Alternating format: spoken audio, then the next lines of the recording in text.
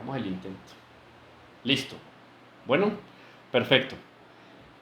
8:57. Vamos a dar 5 minutos para los que todavía no se han dormido y están aquí al aire, para que tomen agüita. Vean que no se les quemó la coquita para mañana al trabajo, etcétera, ¿no? Denle vuelta a los niños y vienen aquí.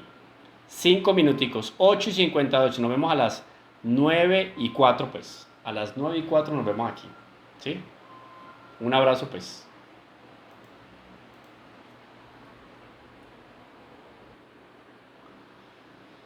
Continuamos entonces. Bueno. Vamos a la siguiente página, la página 5. ¿Está bien? Esto es muy interesante. Tercer párrafo dice: hay que decir que también hubo una conferencia histórica que pronunció en el año 83 el entonces cardenal Joseph Ratzinger en París. Y el título de esta conferencia ya es muy interesante: Crisis actual de la catequesis.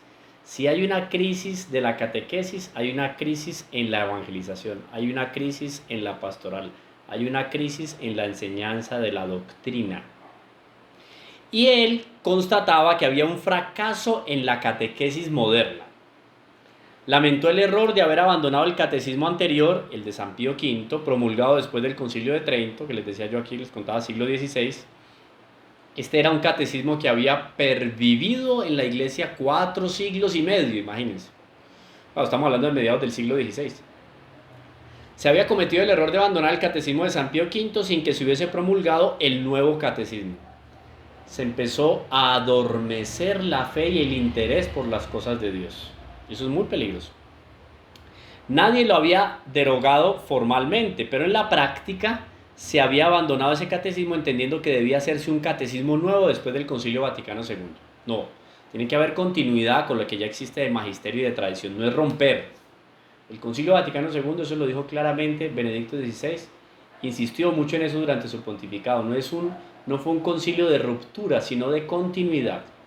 Y en ese interín, de facto, ser abandonado el catecismo de San Pío V y sin haberse promulgado el nuevo, hace referencia al cardenal Ratzinger en aquella conferencia que muchos niños en aquella época podían haber sido conejillos de indias con todo tipo de experimentos catequéticos, en lo que había habido un vacío muy grande en los contenidos. Entonces, no, al niño lo mandamos al catecismo, que en el fondo es enseñanza de la doctrina, el fin de semana, para que se prepare para la primera comunión, y no le hacen sino títeres y jueguitos, y coja hacia aquí, coge allá, y ensúciese por aquí, ensúciese por allá, y de doctrina no recibió nada. Pero sí puede recibir doctrina de las películas, de los dibujos animados, de lo que le enseñan en el colegio, que muchas veces no es acorde con los valores y los principios. Y entonces, ¿en qué quedaba la catequesis? Me acuerdo que una vez me decía un sacerdote: yo aquí terminé con ese asunto de grupo juvenil. Yo no quiero decir que todos los grupos juveniles sean como el que él mostraba. Yo llegué aquí, ese grupo juvenil era un fin de semana o entre semanas se encontraban, y era solamente para qué, para celebrar los cumpleaños, para fulanito hacerle los ojitos a fulanita, y no sé qué y no sé cuánto. Y no había catequesis, no había formación, no había instrucción, no había experiencia de fe. Eso así no sirve. ¿A qué va a mandar yo un niño, un jovencito a un tipo de grupos de esos? No, tiene que haber doctrina. Obvio que ya lo dijimos, tiene que haber una inculturación y tiene que haber un enfoque particular, ¿no? Bueno, se habían cometido errores como hacer una dicotomía, y esto es muy importante, casi que con esto vamos a terminar hoy. Una dicotomía, separación, entre ortodoxia y ortopraxis. Ortodoxia y ortopraxis. Queden bien claras estas palabras. Entonces, entre elegir, repetir fielmente los contenidos dogmáticos de la tradición de la Iglesia, ortodoxia, ¿no? Tener en el pensamiento claras las ideas. O la ortopraxis, ortodoxia, ortopraxis. Es decir, no preocuparse tanto por la doctrina, sino porque nuestra vida, y nuestras opciones sean de acuerdo con el Evangelio, sean coherentes. Uno diría, no, pues lo uno está bien y lo otro pues también. Pero la Iglesia no quiere solo lo uno o no quiere solo lo otro. Y no quiere solo lo otro. La Iglesia quiere las dos cosas. Que exista ortopraxis, o sea, un comportamiento de acuerdo al Evangelio, y ortodoxia, que yo tenga conciencia de lo que estoy haciendo, porque yo enriquecí mi fe con la doctrina. Entonces es necesario doctrina que ilumine mi inteligencia y fortalezca mi voluntad. ¿Está bien? Entonces, ¿qué es lo que la iglesia quiere? La iglesia quiere ortodoxia y ortopraxis. ¿Está bien? Bueno. Por eso, esa oposición entre teoría y experiencia, miren que es un mal con el cual ya luchó San Juan Evangelista en el primer siglo de historia del cristianismo. Los famosos gnósticos. Los gnósticos, que eran unos ortodoxos no ortoprácticos. ¿Qué quiero decir con eso?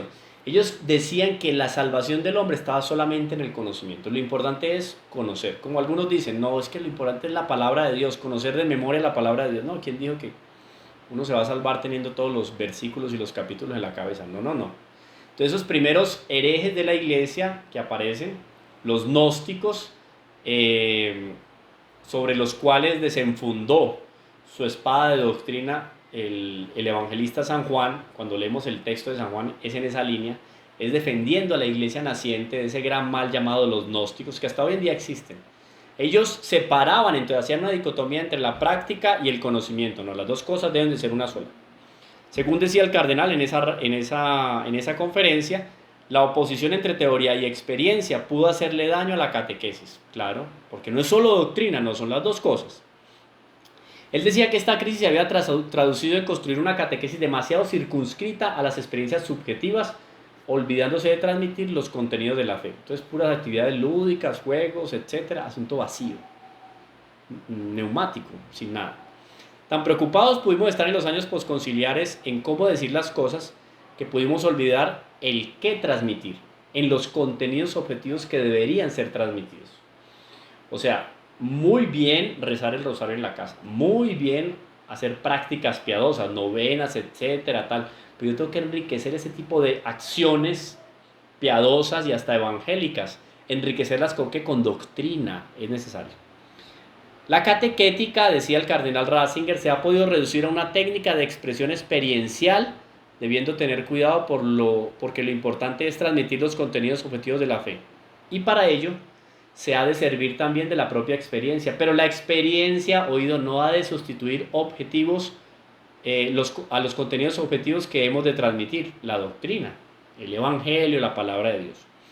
Cuando se tiene claro aquí, en esto que muchos lo tienen de adorno y solamente cargan el cabello ahí nomás, pues lo tienen ahí, uno golpea así y suena coco, porque es que por falta de uso la cabeza también se atrofia y se oxida, es peligrosísimo.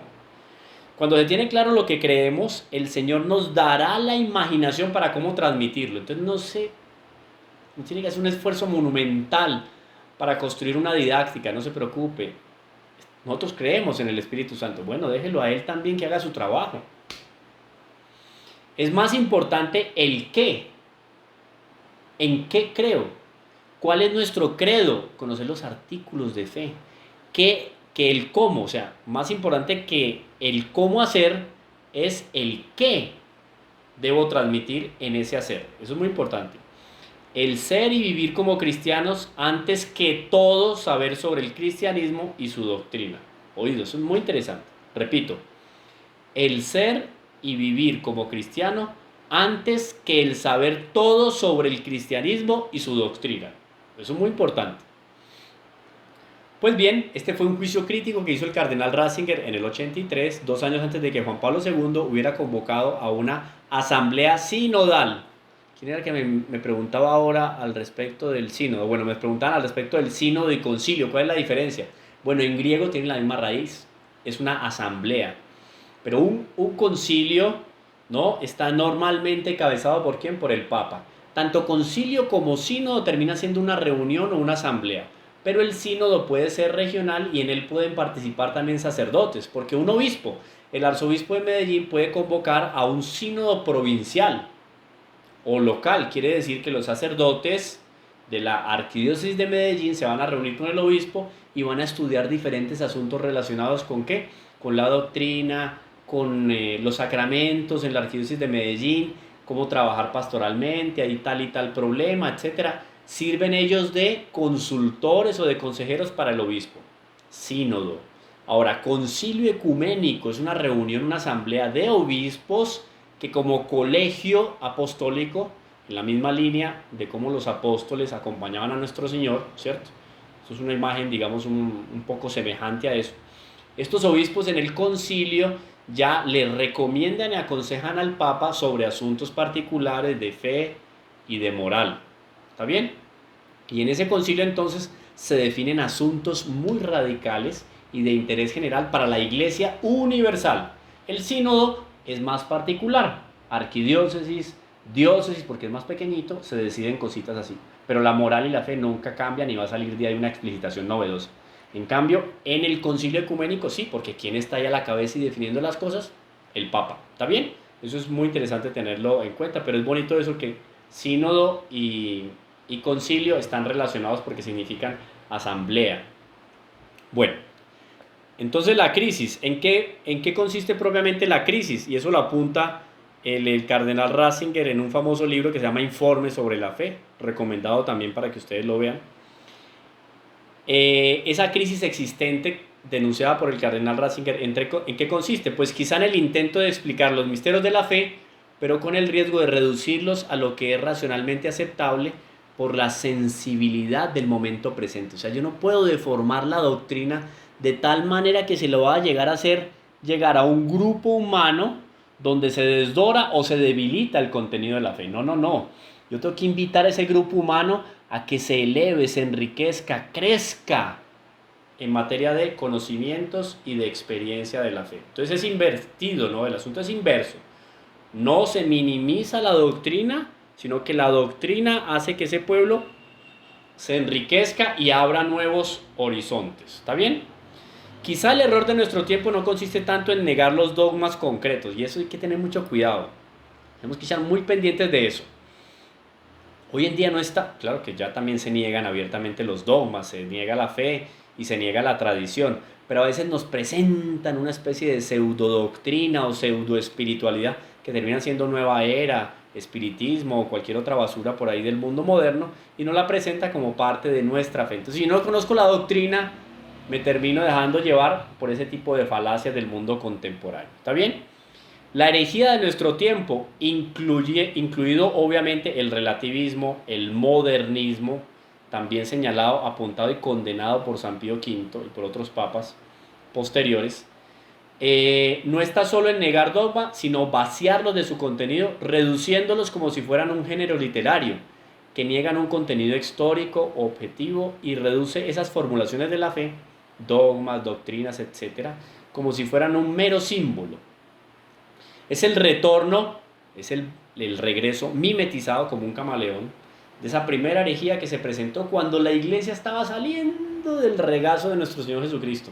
Ya aparecía ahí ese veneno del modernismo, de alguna manera, y del relativismo. Llamaban esa época ¿cómo? Gnosticismo, tengan eso en cuenta. Por ejemplo, la Eucaristía, oído, esto lo podemos escuchar en algunos ambientes, es increíble. Por ejemplo, la Eucaristía, podemos escuchar eso. No es que Cristo, oído, la Eucaristía, no es que Cristo esté realmente presente en las especies del pan y el vino, no, eso lo podemos oír, cuidado. No es herejía pura. La Eucaristía es como un símbolo del compartir la mesa, es un símbolo de la fraternidad. Eso es una herejía. Está negando la presencia real de nuestro Señor Jesucristo en cuerpo, sangre, alma y divinidad. Yo les aseguro que mucha gente de la que asiste, aquí está en el texto claro, muchas personas de las que asisten a la celebración eucarística el domingo no saben lo que está en las manos del sacerdote después de la pronunciación explícita, clara y coherente del sacerdote de la fórmula de consagración. No saben. No saben que hay una distinción entre esa masita de pan que le colocan al sacerdote en la credencia, en la mesita al lado del altar, y la diferencia substancial que hay después de las palabras de consagración del Padre. No saben, y van y comulgan y no saben que están recibiendo el cuerpo, sangre, alma y divinidad de nuestro Señor Jesucristo. ¿Por qué? Porque el silencio en las catequesis, la falta de formación, también termina envenenando, también porque por omisión también se puede pecar. Entonces, por omisión estamos empezando a percibir que se ha logrado sembrar en el intelecto de los cristianos una duda que favorece, obviamente, el relativismo y el modernismo. Una herejía. Ahí no está Cristo. Simplemente porque por ignorancia, pero es una ignorancia culposa, oído. Otro ejemplo, por ejemplo, la concepción virginal de Nuestra Señora. No, pueden decir, no es que la Virgen concibiese milagrosamente por obra del Espíritu Santo sin tener ningún tipo de relación con San José. Eso es una especie de mito, es una fábula que la Iglesia construyó, que está de alguna manera en la Escritura, sí, pero hay que saber entender los géneros literarios de la Escritura. Eso es un lenguaje simbólico y por ahí nos va entrando el veneno que empieza a borrar y a desdorar la doctrina de la Iglesia. Cuidado. María tenía un corazón virgen. Eso es lo que dice cuando hablamos de la Virgen María. Virgen María es porque tenía un corazón virgen. No, Nuestra Señora fue físicamente virgen, antes, durante y después del parto. Eso es uno de los dogmas sobre la Santísima Virgen. Cuidado. Entonces, falta de estudio de doctrina. Otra cosa, por ejemplo, herejía. Eso del Antiguo Testamento es todo fábula y metáfora. Moisés y los profetas son imaginarios del pueblo de Israel por dejar por sentado en textos una espiritualidad común. Herejía. Entonces todo se empieza a negar. El paso del Mar Rojo, las plagas de Egipto, la multiplicación de los panes y peces de nuestro Señor. No, eso es una cosa alegórica, eso hace más bien referencia a la generosidad del corazón de Jesús. Yo escuché esto, oye, está quedando grabado aquí. Yo escuché esto de un sacerdote muy renombrado en una región aquí muy cercana de nosotros, hablando al respecto de la resurrección de nuestro Señor Jesucristo. Imagínense, uno de los grandes misterios de nuestra fe. No, eso de la resurrección de Cristo no es propiamente un acontecimiento histórico, no es que Jesús volvió de la vida, no. Es que en el corazón de los apóstoles y los discípulos resucitó la figura del Mesías. Jesús muere y murió, pero esa resurrección es una reaparición en el corazón de los apóstoles y los discípulos. Por Dios, esto le está diciendo un sacerdote ordenado.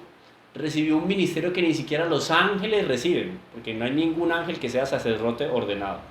Y este sacerdote que predica y que tiene hasta cierta facilidad en el lenguaje y tenido por muchos como un hombre hasta medio virtuoso, por lo menos muy inteligente y muy sabio, y va a salir con una barbaridad de esta. Yo decía, por Dios. Bueno, ahí está. Puede suceder inclusive a un sacerdote ordenado, puede inclusive suceder a un obispo, como ha pasado en la historia. Obispos que han sido cabeza de grandes herejías en la iglesia. Existieron sacerdotes, obvio. El propio Lutero era un sacerdote ordenado y quería reformar la iglesia y terminó destruyendo lo que había en la iglesia, porque acabó con los consejos evangélicos, acabó con el ministerio sacerdotal y negó los sacramentos. Bueno, todo eso puede pasar. Cuidado. Bueno, entonces al respecto de los ángeles, no existen, es una especie de símbolo de Dios que te acompaña. Eso es más o menos igual que el demonio no existe. Porque es que hoy en día podemos quedar traumatizados cuando nos hablan del demonio, el mundo, la carne, el pecado y la muerte. Eso es terrible para el mundo moderno, qué horror. El mundo no busca sino librarse de la muerte, tomando pastillas, haciendo cirugías, esto y lo otro, no sé qué. Entonces no podemos hablar de eso, ¿no? Claro que tenemos que hablar de eso, eso le hace bien a las almas. Entonces, como a veces no se puede negar radicalmente, se dice que el demonio es una alegoría también, es un símbolo del mal. No, el demonio existe, ¿no? Existe individualmente, como criatura existe el demonio y todos sus secuaces. Alrededor de 1/3 de los ángeles del cielo que fueron expulsados por darle la espalda a Dios y querer ser como Dios. Por eso el grito de San Miguel en los cielos, Quisus Deus, ¿quién como Dios? Oído, entonces, es decir, el error de nuestro tiempo no es negar algunos dogmas, como es negar y no es negar, porque algunos los niegan, otros los disfrazan o los diluyen, sino que en cierto modo es creer en todos ellos, pero vaciándolos de contenido. A uno le parece muy bonito el evangelio, pero no cree en la historicidad de los milagros, son milagros de Jesús. Hay un Cristo histórico y un Cristo de la fe. Yo tengo por ahí una conferencia, creo que la tengo en YouTube, sobre el Cristo histórico y el Cristo de la fe, ¿no? Que hay un Cristo en el fondo que es una idea que tenemos nosotros de un medio Jesús superhéroe, que fue un Jesús histórico, pero ese Jesús de la fe es diferente del Jesús histórico. O sea, no existió históricamente un Jesús que hacía milagros, que era hijo de Dios. No, eso son dos cosas diferentes. Hasta allá llega la maldad, obviamente, algunos teóricos de la teología. Diseccionar a nuestro Señor Jesucristo en un histórico y en un Cristo de la fe. No, eso no existe. Cristo histórico y Cristo de la fe. Ese Cristo histórico es el Cristo que hizo los milagros, que caminó sobre las aguas, que resucitó, así le duela a muchos, resucitó de entre los muertos y subió a los cielos y está sentado a la derecha de Dios Padre. Miren cómo entran las herejías, terrible. Este es el riesgo, de alguna manera, de vaciar el contenido de la fe y convertirla en un símbolo. Es como desencarnar la fe, reducir el Evangelio y la fe católica a una simbología sugerente para nuestra vida ética y moral, pero no poner en el centro de la fe los acontecimientos salvíficos por los que Cristo nos trajo la salvación al mundo. Punto.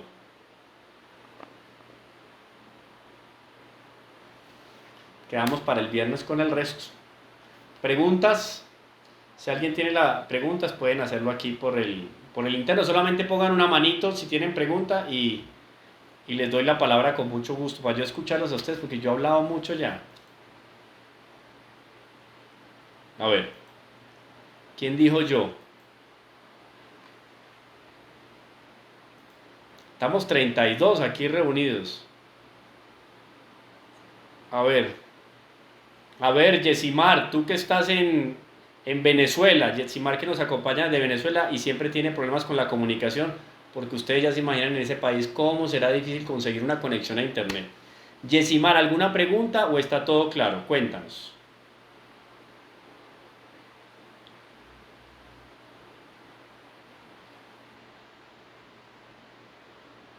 No, habla, Yesimar, que te queremos escuchar.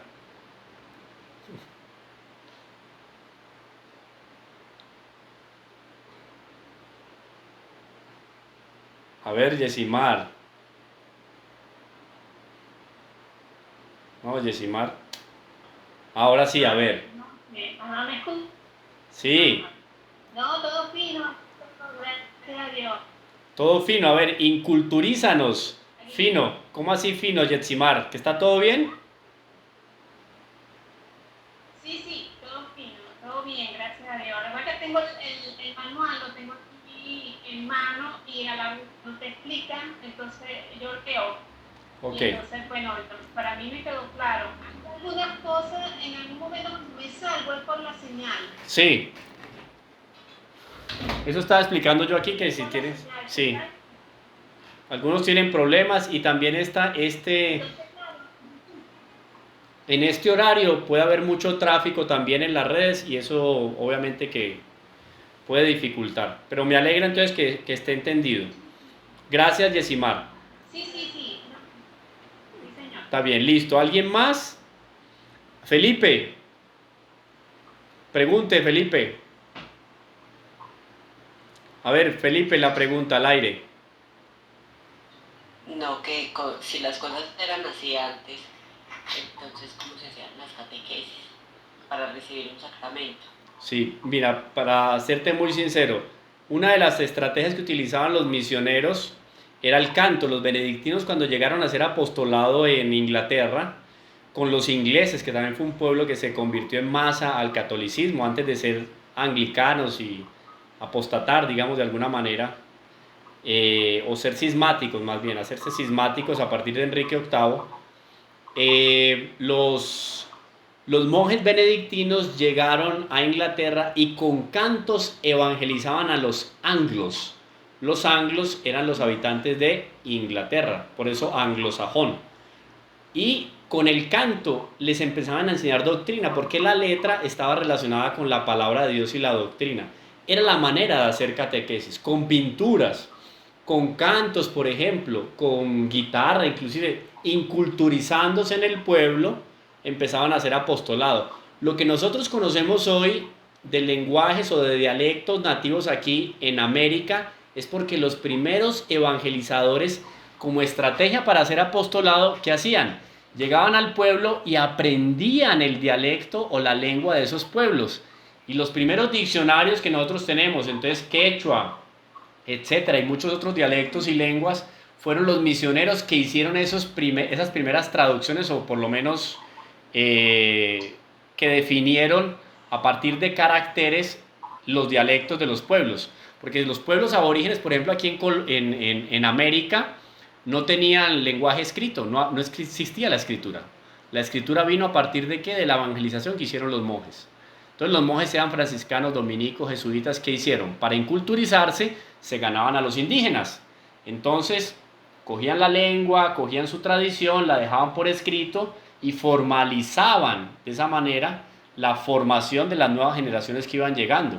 Y así iban entrando poco a poco en la cultura y tac, captatio benevolencia, captando la benevolencia, hacían apostolado, porque eran mejor recibidos por los pueblos.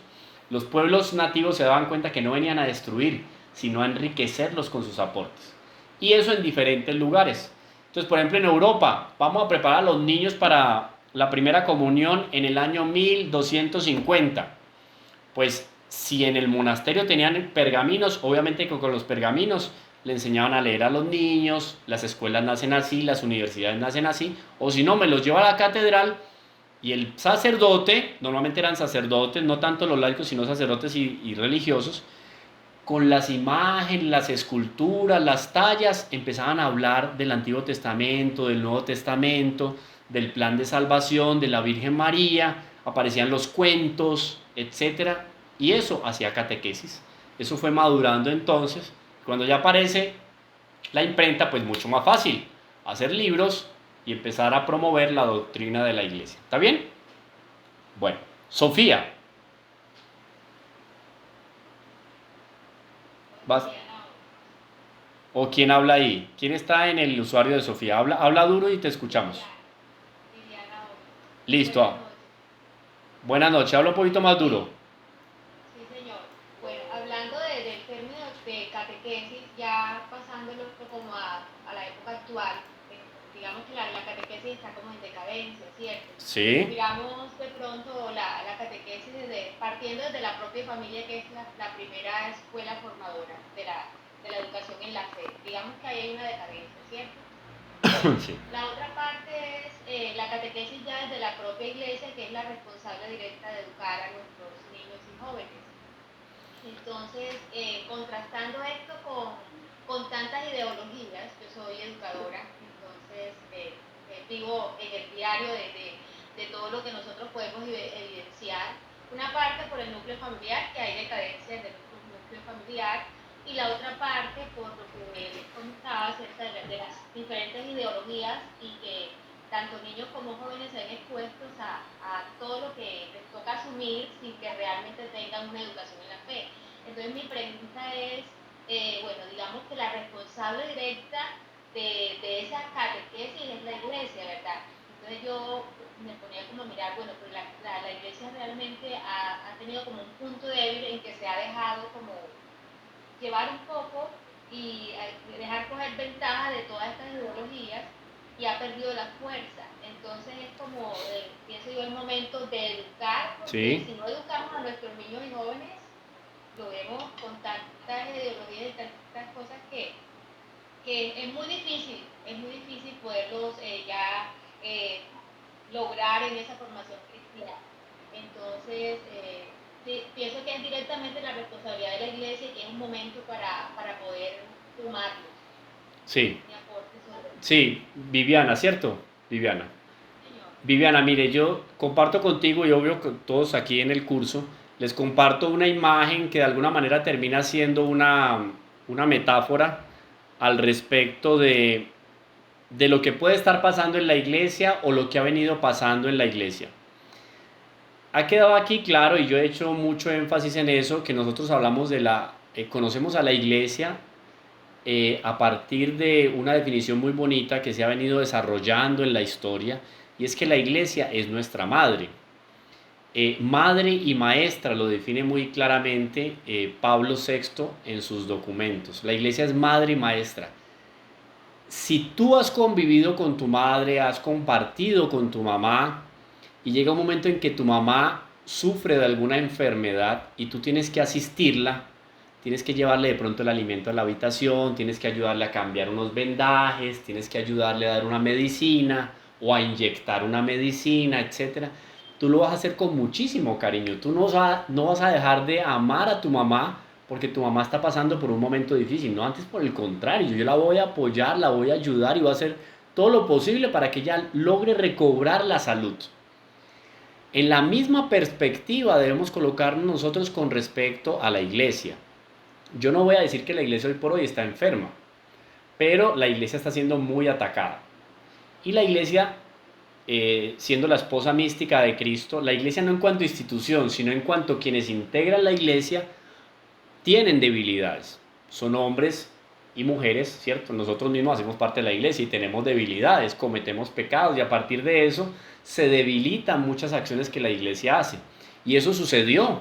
Lo que acusa aquí en la época cardenal Ratzinger, hoy en día Benedicto XVI, es eso. La iglesia pasó por un momento difícil. Hoy en día aparecen muchas circunstancias en las cuales la iglesia muestra cierta debilidad. Entonces nosotros que hacemos parte de la iglesia estamos llamados a ayudar a la iglesia en lo que esté en nuestras manos para fortalecerla. ¿Cómo?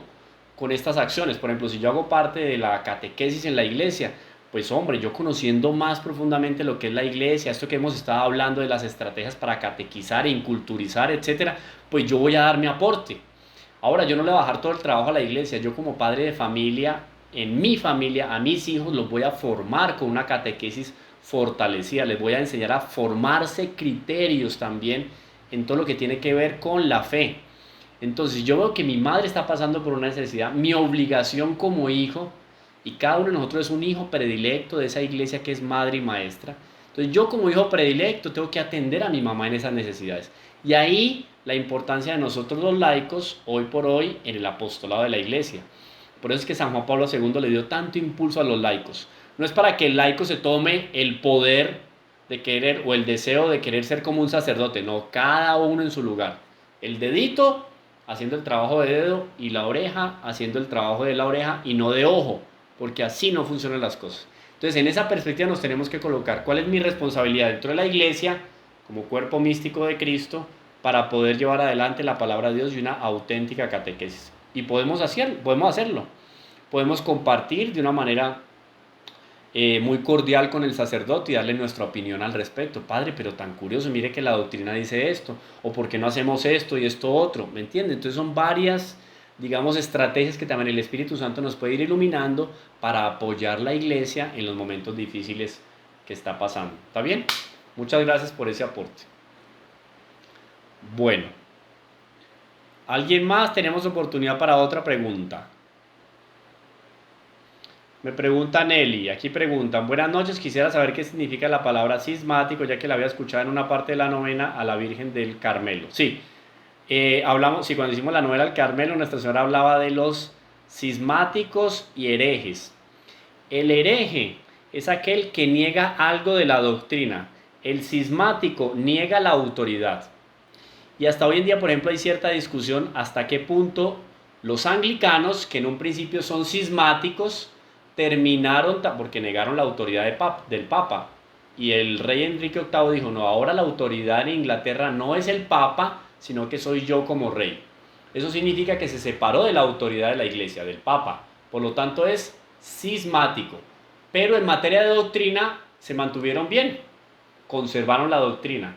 Ahora empezaron las ordenaciones sacerdotales de mujeres y otra serie de asuntos muy desagradables dentro de la Iglesia anglicana. Ya se discute entonces si no pasó a ser de cismática a herética también. El hereje, obviamente, como ya sale de la iglesia, ya también termina siendo cismático implícitamente. Quien es hereje ya es cismático, pero no quiere decir que todo aquel que sea cismático es hereje, porque puede compartir la doctrina de la iglesia. ¿Está bien? Eso por ahí. Bueno, ¿alguien más?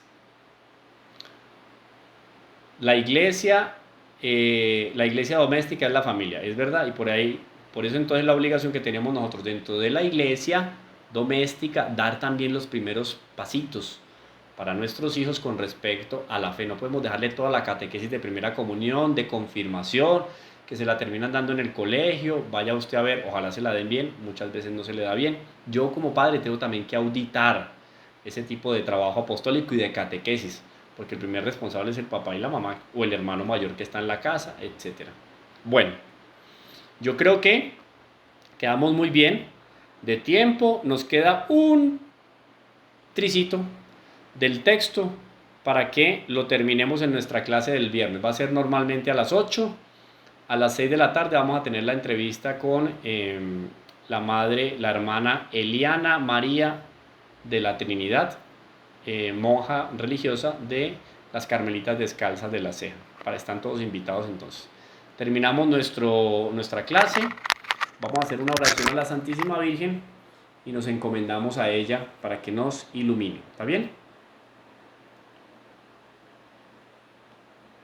Dios te salve María, llena eres de gracia, el Señor es contigo, bendita tú eres entre todas las mujeres y bendito es el fruto de tu vientre Jesús.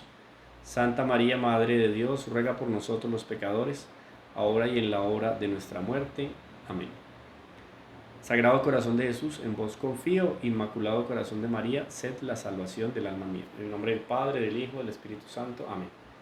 Gracias a todos por la asistencia. A ver, si quieren en este momento activar la cámara y por lo menos nos damos un vistacito entre todos antes de desaparecer en este mundo virtual. Bueno, Dios les bendiga, buenas noches. Chao. Gracias, Camilo, Dios lo bendiga. Amén. Dios les bendiga. Sí. Chao. Venga, rápido. Gracias, Cami. Bueno, Buenas noches. chao. Buenas noches a todos. Chao. Gracias a todos. Buenas noches, gracias, Dios los bendiga. Chao. Buenas noches, estén muy bien. Chao. Camilo, Dios te bendiga, mil gracias. Amén, chao. Que descansen.